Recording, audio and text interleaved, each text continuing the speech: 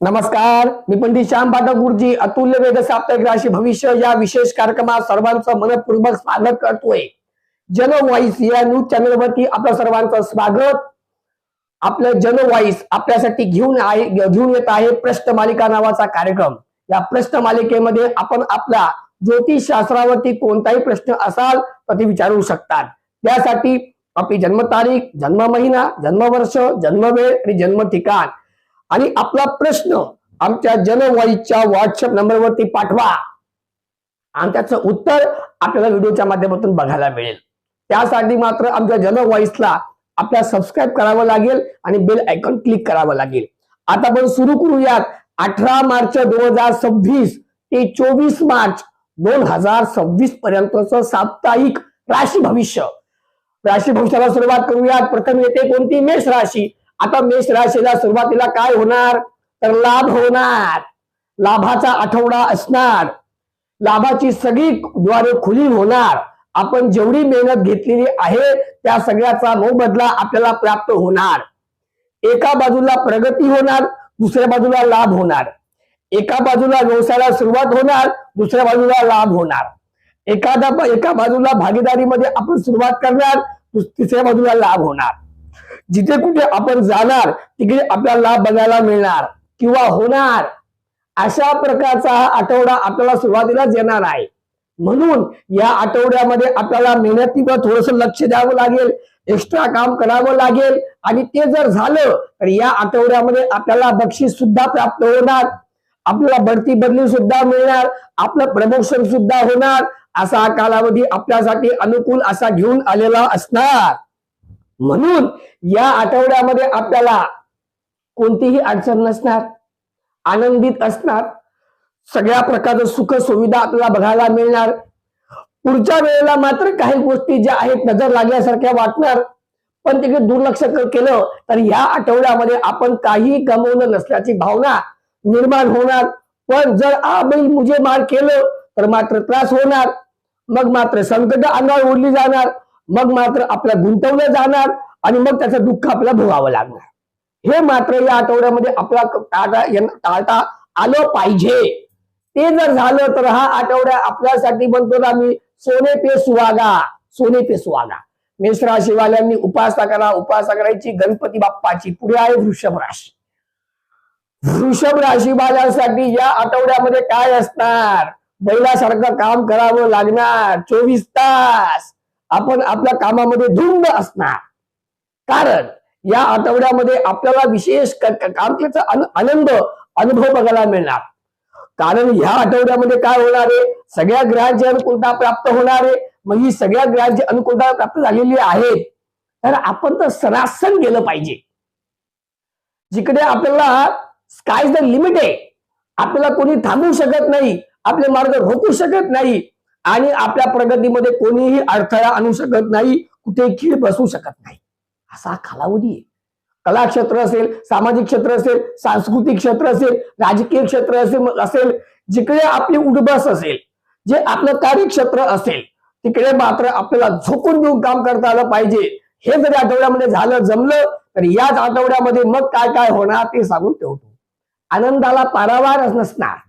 या आठवड्यामध्ये आपण एका वेगळ्या दुनियेत जाणार, तिथे गेल्यानंतर आपल्याला आपल्या कायाचा आनंद बघायला मिळणार, मग उदो होणार, मग प्रमोशन येणार, मग बढती बदली येणार, मग शेअर मार्केट वाढणार, तिथे आपली गुंतवणूक असेल आणि तो लाभ आपल्याला होणार। चढत्या क्रमाने सगळ्या गोष्टी प्राप्त होत आहेत, चढत्या क्रमाने असा आठवडा आपल्याला बघायला मिळेल। मग वृषभ राशीवाल्यांसाठी तर ह्या कालावधीमध्ये शांत बसूच नका। तुम्ही जेवढं मेहनत घ्याल ना, कर्मण्येवाधिकारस्तु मा फलेषु कदाचन, एवढा तुम्ही सिद्धांत लक्षात ठेवलात तर मात्र या आठवड्यामध्ये तुम्हाला तुमची जोडी अशी काही भरलेली असेल ना तर तुम्ही तिला सामोरू शकणार नाही, इतकं भरून पावल्यासारखं वाटेल। मान्य आहे थोडा कामाचा लोड येईल, कामाचा तुम्हाला रोजचा दबाव वाढेल, प्रेशर असेल, पण मात्र एक वेगळं समाधान असेल। समाधान एका बाजूला असेल, प्राप्ती एका बाजूला असेल, दोघी गोष्टी एका वेळेला आपल्याला बघायला मिळणार। असा एक अनुकूल कालावधी आपल्यासाठी घेऊन येतोय। वृषभ राशीवाल्यांसाठी उपासना करा फक्त लक्ष्मीनारायणाची। पुढे आहे मिथुन राशी। मिथुन राशी वाले तर त्याच्यापेक्षा पुढे गेलेले, 2 पावलं हे चालतायत तर 3 पावलं मागून चालतायत मिथुन राशी वाले. कारण ते फक्त ऐकत नाहीये, त्यांचाही घोडा जोरात पळतोय आता, कुठेच काही अडचण नाहीये. ते तर कोणाचा बाबा ऐकायला तयारच नाही. ते तर सगळ्या गोष्टी त्यांच्या चढत्याक्रमाने तुम्हाला बघायला मिळतील. फक्त प्लॅनिंग तुम्ही केलं पाहिजे व्यवस्थित. जिथे कुठे प्लॅनिंग करा तिथे तुम्हाला सक्सेस मिळेल. मग परदेश गमनाचं आहे का, मग नोकरीचं आहे का, मग व्यवसायाचं आहे का, मग भागीदारीचं आहे का, मोठ्या गाठी भेटी घ्यायच्या आहेत का, मोठ्या आपल्याला करार करून घ्यायच्या आहेत का, मोठे प्रोजेक्ट सोडवायचे आहेत का. फक्त तुम्ही प्रोजेक्टवर काम करा, सुरुवात करावं. मग पहा की तुम्हाला या आठवड्यामध्ये एक सुद्धा गोष्ट तुमच्या विरोधामध्ये घडलेली दिसणार नाही. तुम्ही सांगा तेव्हा, सांगा तसं सगळं घडेल. काय सांगू तुम्हाला. म्हणजे मिथुन राशी बद्दल बोलायला बसलोत ना फक्त या 3 आठवड्याबद्दल, तर मग मात्र 1 तास लागून जाईल. काय बोलू. एक तर सध्या गुरुचं भ्रमण तुमच्या राशीतून सुरू आहे. सध्या तुमच्या कर्मस्थळातून शनीचं भ्रमण चाललेलं आहे. भाग्यामधला मंगळ आहे, कर्मातला शुक्र आहे, लाभातला बुध आहे. काय नकोय. सगळे ग्रह आता एका बाजूला असे झुकलेले आहेत ना, आणि सगळ्यांचं लक्ष फक्त काम धंद्यावरच आहे. फक्त प्रगतीवरच आहे. संसारावरती म्हणजे काय म्हणतो आपण की सगळ्या बाजू एकीकडे आणि घर संसार एकीकडे. घर संसार फक्त 20%, प्रगती मात्र 80%. अशी सगळी उत्तम स्थिती आणि तशी असावी पण आहे आणि असणारे होते तर लाभ झाला पाहिजे. मिथुन राशी वाल्यांसाठी उपासना करायची सूर्यनारायणाची. का माहितीये, कॉन्फिडन्स वाढत गेला पाहिजे. पुढे आहे कर्क राशी. कर्क राशी वाल्यांसाठी तर इमोशनल होऊन चालणारच नाही. भावनेच्या भरामध्ये घेतलेला निर्णय चुकणारच. तिथे आपला केसाने गळा कापला जाणारच. तिथे आपला धोका धगा फटका होणारच. तिथे आपला मनस्ताप भोगावा लागणारच. तिथे आपल्याला शारीरिक आधी व्याधी निर्माण होणारच. तिथे आपण डिप्रेशन मध्ये जाणारच. असा हा कालावधी सुरुवातीला आहे. म्हणून पहिल्यांदा मनाला जपा. मनाला सुरुवातीला या आठवड्यामध्ये 18, 19 आणि 20 या 3 दिवस पर्यंत मनाला जपा. बस मनाला तुम्ही एकदा जपलत ना की पुढे सगळं छान आहे, दिव्य, रम्य, अमोलिंग आहे, अलौकिक आहे. पण मात्र तिथपर्यंत जाता जाता मात्र आपली दम छाक होऊन जाईल आणि ती मात्र आपल्याला पुढे जाताच येणार नाही. का, मनच खट्टू झालेलं आहे, खिन्न झालेलं आहे. मन प्रसन्न नाहीये, आतून मी फ्रेश नाहीये, अशी ती स्थिती बघायला मिळेल. ती मात्र आपल्याला जपता आली पाहिजे. कर्क राशीवाल्यांनी उपासना करा महादेवांची. पुढे आहे सिंह राशी. सिंह राशीवाले, सिंह राशीवाले काय करणार तुम्ही. गर्जना करणार का. करायला हरकत नाही. गर्जना निर्णय घ्यायला हरकत नाही का. घ्यायला हरकत नाहीये. भागीदारीमध्ये जावं का. अवश्य जावं. मोठे करार करावेत का. अवश्य करावेत. पण कधीपर्यंत. एक तर सुरुवातीला किंवा आठवड्याच्या शेवटीला. हे तुम्ही ठरवा. कारण मधला कालावधी तुमच्यासाठी नाहीये बरं. मग कारण मधल्या कालावधीमध्ये आपण करायला काही जाऊ आणि होऊन काही वेगळ्याच जाणार आहे. म्हणजे ज्याच्यासाठी आपण केला होता अट्टहास ते व्हाईल बाजूला आणि अडचणी उभ्या राहतील. चुकीच्या सह्या होऊन जातील. चुकीचे निर्णय घेतले जातील. चुकीचे आर्थिक व्यवहार होऊन जातील. मग तिथे मात्र आपल्याला मनस्ताप भोगावा लागेल. तिथे मात्र आपल्याला अडचण निर्माण होईल. आणि तसं मात्र या आठवड्यामध्ये होऊ देऊ नका. म्हणून मी तुम्हाला काय म्हटलं, फक्त मधला कालावधी जपा. सुरुवात आणि शेवट मात्र एकदम ठासून, एकदम म्हणजे जे करायचं ते ठासूनच करायचं असं आहेच ना. पण मधल्या कालावधीमध्ये आपल्याला काही अडचणी येतील. इतके खड्डे, इतके खड्डे, इतके खड्डे. अरे आतापर्यंत रोड चांगला होता, हे मध्ये खड्डे कसं काय यायला लागले. आणि नंतर बघितलं पुढे खड्डे नाहीये. मग मधलाच कालावधी खड्ड्यांचा कसा आणि तो कसा भरून काढायचा. तर तसं मात्र या आठवड्यामध्ये होता कामा नये, याची काळजी घ्या. सिंह राशी वाल्यांनी उपासना करायची उमा महेश्वर. पुढे कन्या राशी. कन्या राशी वाले या आठवड्यामध्ये 2-3 गोष्टींनी मात्र त्रासूनच जातील. शारीरिक आधी व्याधी, रोग पीडा, दुःख दैन्य या सगळ्यांच्या अवतीभोवतीच तुम्ही असाल या आठवड्यामध्ये. म्हणजे मी अस्वस्थ आहे, अतृप्त आहे, अपूर्ण आहे, फ्रेश नाही वाटत आहे, काम करायचा उत्साह नाहीये, त्रागा होतोय, आतल्या धुमसतय, संताप होतोय. कुठेतरी राग काढावा असा वाटतोय, अशी ती सगळी स्थिती आठवड्यामध्ये बघायला मिळेल. काय कोण झाले, निर्णय कसे चुकतायत, नजर कुठे लागली का, कोणतरी वार करतय का, बरं वार सगळे पाठीमागून चाललेले आहेत, विश्वासघात होतोय, केसाने गळा कापला जातोय, अशा एक प्रकारे घेरल्यागत स्थिती निर्माण होईल. म्हणून या आठवड्यामध्ये ना फार सजग राहावं लागणार आहे. कुठेही मोठे व्यवहार टाळा, मोठे निर्णय टाळा, मोठ्या बैठका टाळा, मोठे आर्थिक व्यवहार टाळा, सगळं स्टार्ट बाय ठेवा. आत्ता काही नाही, बरं आत्ता एक सुद्धा निर्णय घ्यायचा नाही आपल्याला, आत्ता एक सुद्धा निर्णयाला हात घालायचा नाही. उलट जे काम आपलं दैनंदिन आहे ना ते आपलं नीट करता आलं पाहिजे. तेच नीट होता होता नाकी नऊ येणार आहे, इकडे आड आहे तिकडे विहीर आहे, अशी ती सगळी स्थिती चालू राहणार आहे. म्हणून या आठवड्यामध्ये खूप जपलं पाहिजे, खूप सांभाळलं पाहिजे. कन्या राशीवाल्यांनी उपासना सुद्धा केली पाहिजे. जय हनुमान ज्ञान गुण सागर, जय कपिसते हो लोक उजागर. पुढे आहे तुळा राशी. तुळा राशीवाल्यांसाठी या कालावधीमध्ये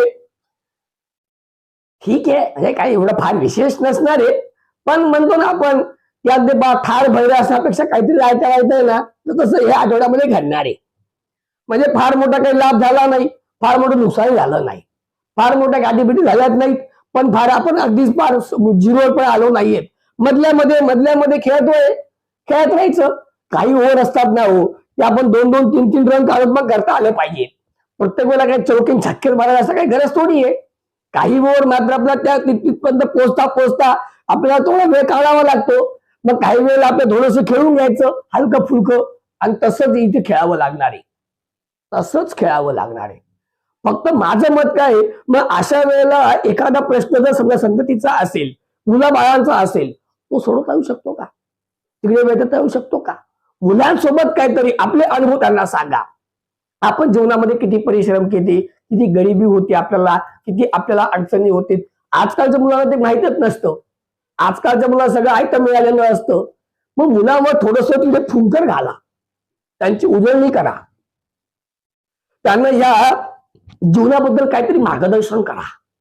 बघा, आपला अमूल्य अनुभव जर त्यांना आपण शेअर केलात ना, तर मुलांनाही असं वाटतं की हो खरंच आपले वडील आणि आपल्या आजोबांची कशी परिस्थिती होती, आज मला किती प्राप्त होतंय, आणि त्याचा त्यांना जीवनामध्ये काय परिणाम होईल हे मात्र आनंदाचं असेल, आपल्यासाठी महत्वाचं असेल, आणि ती आठवड्यामध्ये घडेल. तुला राशीवाल्यांनी उपासना करायची गणपतीची. पुढे वृश्चिक राशी. वृश्चिक राशीवाल्यांसाठी या आठवड्यामध्ये आता काय झालंय माहितीये का, मला 8व्या गुरुची तर आहे चाललेली चिंता.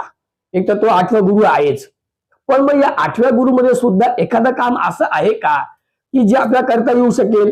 ठीक आहे, काम धंद्यामध्ये सध्या काही उत्तम चाललेलं नाहीये, समजा सध्या काम धंद्यामध्ये काही अडचणी आहेतच, व्यवसाय नीट चालत नाहीच आहे, पण आपल्याला एखाद्या जमिनीचा व्यवहार करायचा होता, जागेचा व्यवहार करायचा होता, तो काही पूर्ण करता येऊ शकेल का, कोणाची मध्यस्थी मिळेल का? तर या आठवड्यामध्ये तसं जर झालं ना, तर तुमचं काम व्हायचंच आहे, आठवड्यामध्ये होणार. कोणतं असेल, जमिनीचं, जागेचं, व्यवसायाचं, म्हणजे खास करून जमिनीशी संबंधित, वाहनाशी संबंधित, फ्लॅटशी, प्लॉटशी, गावाच्या शेतीबाडीशी. असं जरी आठवड्यामध्ये झालं, एक मध्यस्थी व्यक्ती कोणतरी मिळाली, मार्ग निघाला, तर मग मात्र या आठवड्यामध्ये चान लागून जाईल. एक वेगळा आनंद. किती दिवसापासून तो प्रश्न चिघळला होता, भिजत घोंगडं पडलं होतं, निर्णय लागतच नव्हता, आणि पुन्हा त्याच्यामध्ये अजून 4 लोकांनी उड्या मारल्या होत्या, त्याच्यामध्ये सगळा विचका होऊन राहिला होता. आता मात्र तोच पैसा संपवून टाकला आपण. मग तो कोर्टाच्या माध्यमातून असेल, पोलिसांच्या माध्यमातून असेल, बैठकीतून असेल, म्युच्युअल मध्ये असेल, असं जर काही करता आलं या आठवड्यामध्ये, तर आठवड्यामध्ये आपल्याला, पण एवढं मात्र आहे की मात्र या आठवड्यामध्ये काही चांगलं त्या बाबतीमध्ये घडणारच आहे. आपण वेळात वेळ काढून तेवढं करायला हरकत नाही. बाकी सगळं ठीक चाललं पाहिजे, व्यवसाय उत्तम आहे, तेवढा प्रॉफिट नाहीच आहे हो. नोकरीमध्ये पण कुठे लगेच प्रमोशन मिळतंय, कुठे काय सगळं प्राप्त होतंय, आहेत ना, मान्य आहे ना. सध्या तुम्हाला 8व्या गुरुने साथ दिली, सोडून दिलेली आहे, म्हणून गुरुची उपासना करा. पुढे आहे धनुराशी. धनुराशी बाळांसाठी या आठवड्यामध्ये काय आहे, मग या आठवड्यामध्ये काही करता येईल का? हा, शिक्षण क्षेत्र, बँकिंग क्षेत्र, IT क्षेत्र, कॅम्प्युटर क्षेत्र, सॉफ्टवेअर क्षेत्र, मॅनेजमेंट क्षेत्र, याच्याशी मात्र मंडळींना काही विशेष उथलपुथल करता येईल मात्र. आणि या कालावधीमध्ये काही विशेष गोष्टी घडायच्या आहेत, त्या मात्र आपल्यासाठी फार विशेष असणार आहेत. काही वेळेला आपल्याला असं होतं ना की आपण इतके प्रयत्न करतो निघत काहीच नाही. या वेळेला मात्र प्रयत्न थोडे केले आणि यश खूप मिळालं. म्हणजे आपण म्हणतो ना की मंथन व्हायला पाहिजे. ते जर मंथन या आठवड्यामध्ये झालं तर त्या मंथनातून मात्र तुम्हाला पुरस्कारच मिळेल. तुमचं प्रमोशनच होऊन जाईल. तुम्हाला नवीन वर्षाची तुम्हाला सुरुवात पण करता येऊ शकेल. असं हे मंथन या आठवड्यामध्ये व्हायचंय. आणि त्याचबरोबरीने आपल्या शिरपेचामध्ये मानाचा तुरा पण खोला जाणार असा एक वेगळा कालावधी आपल्यासाठी घेऊन येतोय. धनुराशीवाले तयार राहा आणि आपला बाण प्रत्येच्या लावून तयार ठेवा. बाण अचूकच लागला पाहिजे. जिथे लागेल तिथे कामच झालं पाहिजे. कारण या आठवड्यामध्ये काही अनुकूल आहे बरं का. सगळं काही प्रतिकूल नाही. सगळं काही प्रतिकूल नाहीच आहे. जे आहे ते सगळं अनुकूलच आहे. त्याचा लाभ करून घ्या. धनुराशी बाल्यांनी उपासना करायची या आठवड्यामध्ये महादेवांची. पुढे मकर राशी बाल्यांसाठी आहे. हा तसंच चाललेलं आहे हो. तुमच्या पाठीमागे मकर राशीमध्ये येतातच आहेत.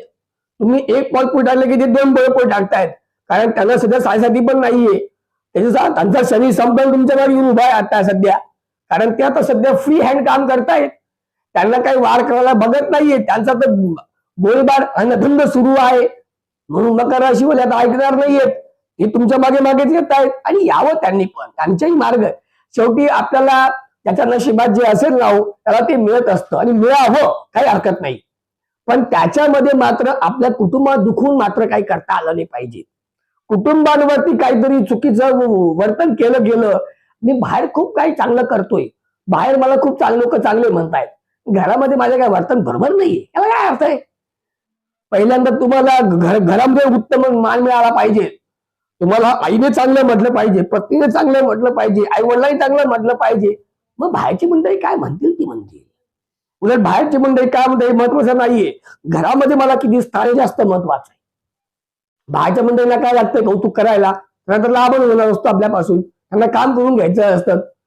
त्याच्यामुळे ते काय गाडवाला पण तो काय घ्यायला लोक बघत नाही. पण घरामधले मंडळी मात्र आपली आहेत, रक्ताची आहेत. त्यांना मात्र दुखवू नका. उलट त्यांनी आपलं कौतुक केलं पाहिजे. असं वर्तन जर आठवड्यामध्ये झालं तर मग आठवडा आपल्यासाठी सुद्धा मकर राशीवाल्यांसाठी काही विशेष गोष्टी, विशेष घटना, चांगल्या घटना करिअरशी, व्यवसायाशी, भागीदारीशी आणि थोडीशी प्रवासाशी पण असणार आहे. चांगल्या असणार. मकर राशीवाल्यांसाठी उपासना असणार. उपासना काय असणार? काय करणार तुम्ही उपासना? तर सूर्यनारायणाची करा, सूर्याची करा. पुढे आहे कुंभ राशी. कुंभ राशी वाल्यांचं तर काय सुरूच आहे. जी कंटिन्यू गाडी चाललेली आहे ना त्याला ब्रेकच लावते. कंटिन्यू ज्या मार्गाने चालली त्या मार्गाने सुरूच आहे. थोडंफार होत आहे तिकडे मन अस्थिर होत असतं. ते कोणाचं होत नाही. एखादा चुकीचा प्रसंग समोर आला की आपण आता सिंह सुद्धा बघा ना. सिंहाला सुद्धा एखादा सिंह चालत असताना एखादा जर पर्वत पडला, एखादा डोंगर पडला, एखादा काही दगड पडलं तर सिंह पण 2 पाऊल मागे येतो. त्याच्यामुळे हे होतं. 2 पाऊल मागे आलो म्हणजे मी हारलो असं होत नाही. कारण आता छलांग मोठी लावायची आपल्याला. उडी मोठी घ्यायची. कारण ती उडी आता अशी असणार आहे ना सगळ्यांना थक्क करून टाकणारी. म्हणजे सुखद धक्का देणारी अशी ही उडी असणार आहे आपली. आणि ती असणार आपल्या करिअरवर, व्यवसायावर, भागीदारीवर आणि कुटुंबाला सुद्धा एक गर्व वाटेल की हा तो माझा मुलगा आहे. हो तो माझा पती आहे, तो माझा बाप आहे. असा एक गौरवाचा कालावधी आपल्यासाठी बघायला मिळतोय. त्याचा लाभ करून घ्या. कुंभ राशीवाल्यांनी उपासना करायची. शिवपरिवार. पुढे आहे मीन राशी. मीन राशीवाले थोडेसे हलून जातील, डगमगून जातील, बिथरून जातील, घाबरून जातील, अडचणीमध्ये येतील, त्रासामध्ये असतील, संकटात सापडतील. तिथे मात्र त्यांची दमछाक होईल. एक तर मीन राशीवाल्यांचं मन जे ना इतकं इमोशनल असतं, इतकं इमोशनल. कुटुंबावत्सल असलेली मंडळी आहे. त्यामुळे कुटुंबाबद्दल त्यांचं इतकं इमोशनल टचिंग असतं ना ती विशेष जोखान्य असतं. आणि तिथेच मात्र त्यांना काहीतरी अडचण येऊ शकेल. पण सोडवता येऊ शकेल. काही अडचण नाही. पत्नी आहे ना सोबतीला, पती आहे ना. सध्या मी अडचणीमध्ये पण पती अडचणीमध्ये नाही माझा.